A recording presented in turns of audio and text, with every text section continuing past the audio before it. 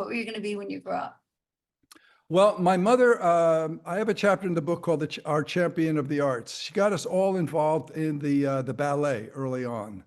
And my start was probably around 7 years old. My older brother and older sister were like little stars in northern New Jersey. And we were part of some really cool productions.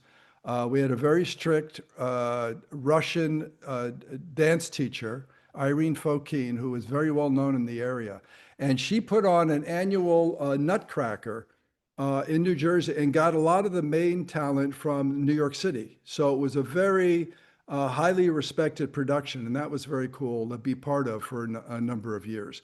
But I actually got my start in Lincoln Center. I went to see my older brother and sister. They were dancing as kind of like child extras with the Royal Danish Ballet.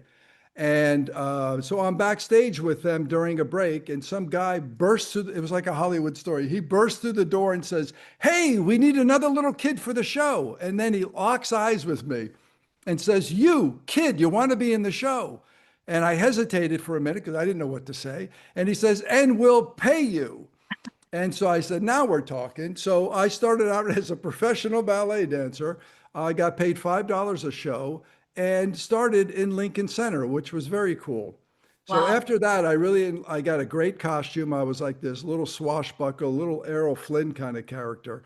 And after that, I started taking dance lessons, and it was very cool. So I think performing was part of my life very early on. And then in my mid-teens, I really wanted to be an eye surgeon.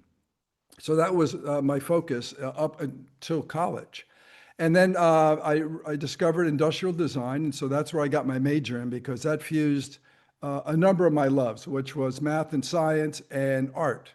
And I didn't even know that profession existed. And Ohio State at the time, I lucked out, had one of the best schools in the country. So that was very cool.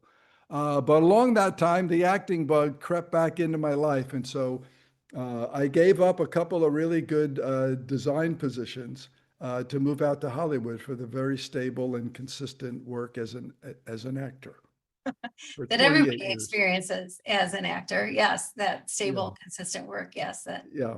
yeah. But it was fun. I had a good time, and I studied hard and continued that for most of my time out in LA, and did a lot of work actually.